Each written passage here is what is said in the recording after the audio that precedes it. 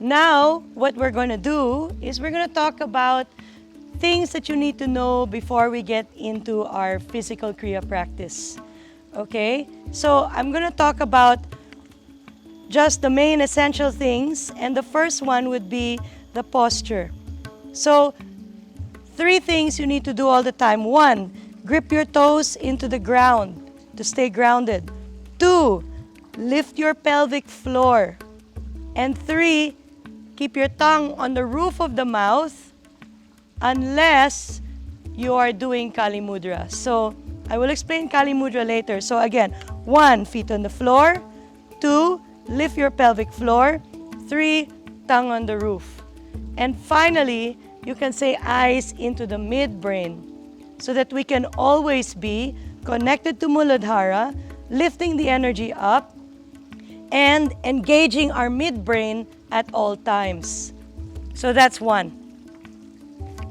Now I want to talk to you guys about Ujjayi breath because it is the essential pranayama to get energy moving through your body and to widen your energy channels. So, how to do Ujjayi breath? You inhale and exhale through your nose, of course. Your tongue is on the roof. But when you exhale, you're constricting your throat and making a soft whispery sound. Now, if you're confused about soft whispery sound, think of fogging a mirror or making the ha sound, but close your mouth.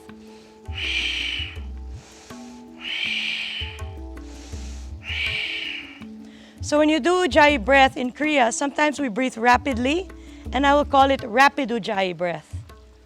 And sometimes you won't need to do it rapidly. So this is how rapid Ujjayi breath sounds.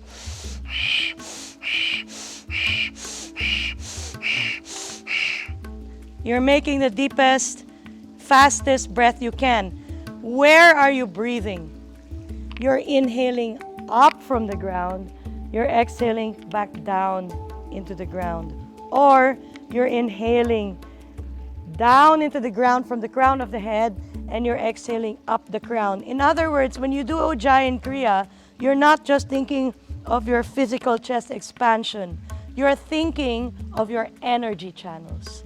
For example, if I'm going to do Ujjayi breath and inhale from the left and exhale through the right, then I'm just going to be thinking of just that. Inhale, exhale. Looks like this.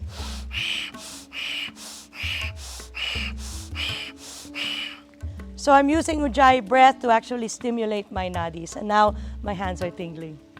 Okay, you can try it and see what happens. So that's Ujjayi breath. The second most important way to breathe in Kriya is through Kali Mudra. A mudra, again, is a gesture using your face or hands or body. Kali Mudra looks like this. Tongue pulled to the lowest point, eyes rolled up,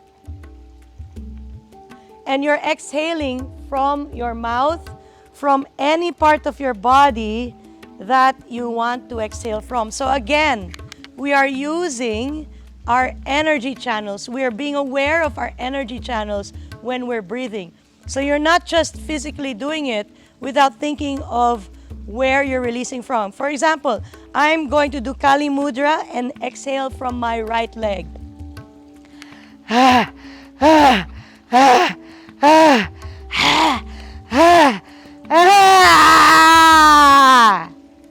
So while I'm doing the mudra, I'm thinking that black smoke is coming up from my right leg and out through my mouth. Okay, and what do we use Kali Mudra for? We use Kali Mudra to release any negative energy that's stuck, any ama or toxins, any emotions, negative emotions that are caught in our body. Now, one thing important that I need to tell you is when negative emotions flow through your body and come out of you, we call this in Kriya a release. And when these things are released from you, this release can come in several ways. Some people scream. Ah! Happens. Sometimes you can't help it. It's not like you're doing it on purpose. Emotion comes, You don't know where that came from, but at least it's out of you. Okay? Sometimes people cry. Okay? Oftentimes it's tears. And you don't know, you weren't sad a while ago, and all of a sudden you're crying like a baby. Allow yourself to have that moment. Hold space for yourself to cry. At least it's coming out of you. All the tears you bottled up your whole life, at least they're coming out of you. Some people start burping. And some people start coughing.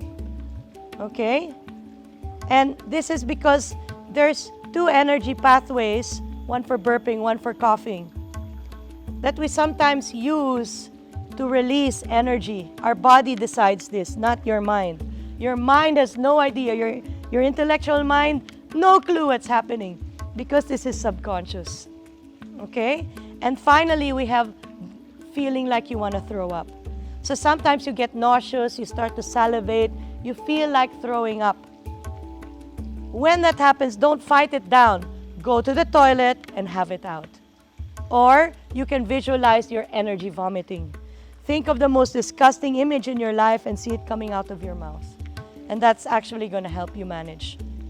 Okay, so again, anytime a release comes, whether it's a scream, tears, belching, coughing, crying, screaming, at least it's coming out of you. And that's why we're here in the first place. To remove all these things from our body for good, so they stop hurting us and we can have a better experience of life itself. So I'd like to talk now about the relationship between Ujjayi breath and Kali Mudra and how they work together in our practice. Most of the time, unless I tell you, you're going to be doing Ujjayi breath. Especially for holding a mudra, like this. But if something wants to come out of you, then you're just going to switch to Kali until it comes out. So let's say I'm doing Ujjayi breath. And then I feel, oh my God, something wants to come out of me. So I switch. And then I go back to Ujjayi. Okay? When we're doing tapping, most of the time in tapping, it's Kali Mudra. Okay, so for tapping, it's Kali Mudra. But when I'm holding a mudra and we're doing a Kriya, usually it's Ujjayi breath. That is the recommended, unless something wants to come out of you. Now, what if I'm tapping and I just don't feel anything yet?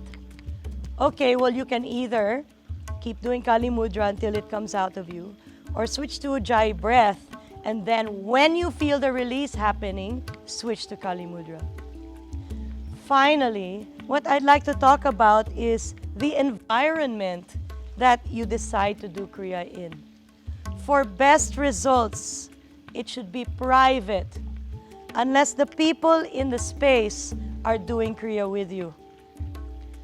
You don't want to have your kids and family sitting at the dinner table and you're going, you know, that's probably not a good idea. So find a private space. Nature is great if you can find it. You know, take your 5G into the woods, set it up, and watch the video. Amazing! And you know, you go in the middle of nowhere, you can scream all you want, you can cry all you want, you know no one's around you. If you're lucky enough to have that. Otherwise, bathrooms are great, bedrooms are great, anytime, anywhere, as long as it's private and you won't be disturbing anyone. Now that we've covered all the basics, happy practice.